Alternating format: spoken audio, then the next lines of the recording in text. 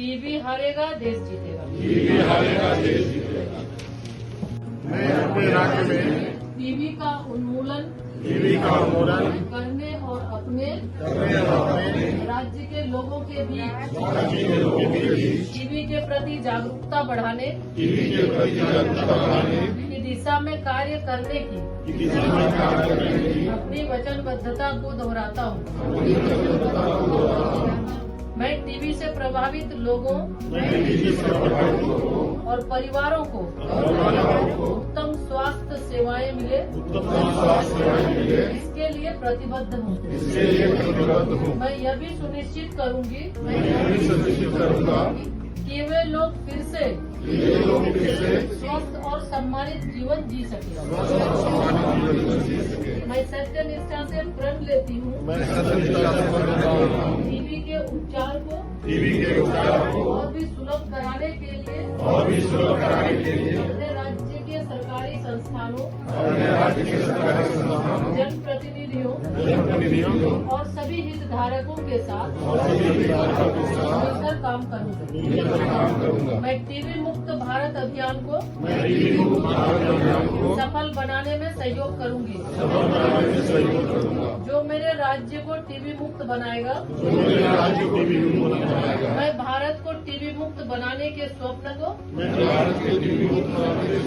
साकार करने में अपना पूर्ण योगदान दूंगी। टीवी हारेगा देश जीतेगा। टीवी हारेगा देश जीतेगा।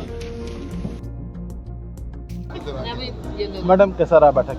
आज दिशा की बैठक में विभिन्न योजनाओं के बारे में विभिन्न भारत सरकार के द्वारा जो संचालित योजना है केंद्र प्रायोजित योजना उसकी चर्चा हुई। चर्चा के क्रम में बिल्कुल ये देखा गया कि बहुत संतोषजनक जवाब अधिकारी के द्वारा नहीं दिया गया और मुख्य रूप से जो बहुत ही फ्लेक्सिबल स्कीम है और माननीय प्रधानमंत्री जी का ये लक्ष्य कि जो पेयजल स्वच्छता विभाग का जल जीवन मिशन के तहत कि हर घर को नल से शुद्ध पेयजल देना है 2024 तक देना था। अगर हम देखें तो हजारीबाग जिले में हम काफ़ी पीछे हैं और बहुत ही ज़्यादा इस योजना में लापरवाही बरती गई है, गुणवत्ता की कमी है और गांव में जो सिंगल ब्लेड स्कीम है उसमें भी देखें तो सिर्फ पानी टंकी बना, लोगों को पानी नसीब नहीं हो रहा है। तो इन सारे चीज़ों को लेकर डीसी की अध्यक्षता में ये कमेटी बनाई गई है कि आप विभिन्न जनप्रतिनिधियों को साथ लेकर वहाँ पर आप जांच कराएं और जहाँ कहीं भी गड़बड़ियाँ हैं उसका आप रिपोर्ट दें ताकि ये रिपोर्ट आगे भी भेजा जा सके और वैसे अधिकारी जो लोग इसमें संलिप्त हैं जो काम नहीं किए वैसे लोगों पर कार्रवाई की जाए। तो इसी तरह विभिन्न योजना के बारे में चर्चा की गई, लेकिन हमारे जनप्रतिनिधि सांसद वरिष्ठ हैं, सारे हमारे सम्मानित विधायक हैं, सबके द्वारा और ब्लॉक प्रमुख के द्वारा भी बातें रखी गई जो समस्या है। लेकिन बहुत संतोषजनक इस बैठक में न जवाब मिल पाया और न ही हमारे प्रतिनिधि संतुष्ट थे।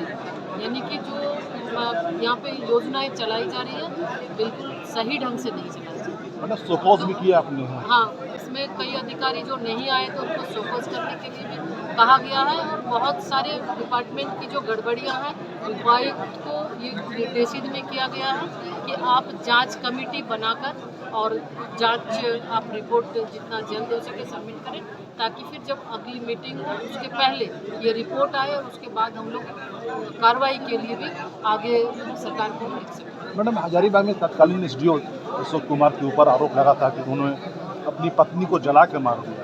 अभी तक न गिरफ्तारी हुई है न कार्रवाई हुई है। अगर आम जनता होता तो कुछ और होती है। आखिर क्या हो रहा है? देखिए, एक तो ये घटना बहुत ही दुखद है और राज्य की सरकार है 100% ये राज्य सरकार को तुरंत जो राज्य विधि व्यवस्था संभालती है तो ये तुरंत इमीडिएट इनको गिरफ्तार करना चाहिए।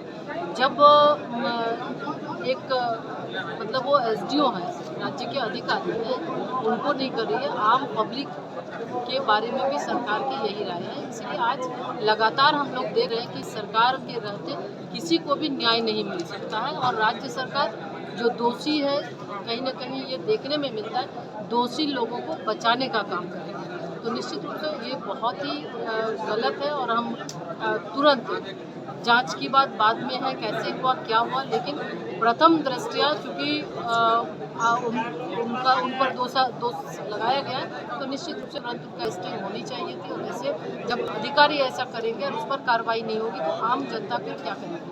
तो इसलिए राज्य सरकार भ्रष्टाचार में लिप्त है। इस सरकार कभी भी ऐसे इन सारी चीज़ों को, चूँकि ये पहली घटना नहीं, इस तरह की कई घटनाएं हो चुकी हैं। किसी मासूम को जला दिया गया, किसी मासूम को फांसी पे लटका दिया गया, किसी मासूम को के पर तेजाब छिड़का गया, लेकिन ये सरकार है कि सब पर जो अपराधी हैं अपराधी पर कोई कार्रवाई नहीं करती, जिसके वजह से दिन प्रतिदिन मन बढ़ता जा रहा है। देखिए, विकास का जो प्रतिवेदन जो सामने आया वो बड़ा निराशाजनक था।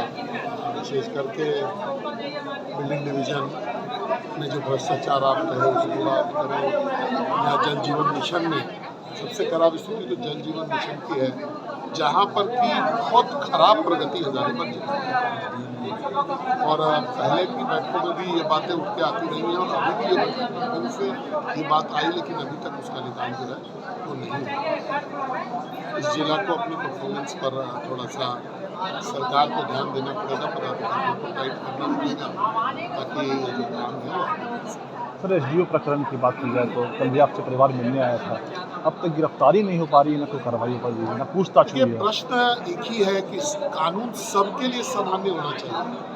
अगर आज आम आदमी होता, या अभी कटकम कांडी का एक मामला है जहाँ पर एक दुखद घटना घटी, एक बहन जल के मर गई, उसके हस्बैंड को तुरंत जेल भेज दिया।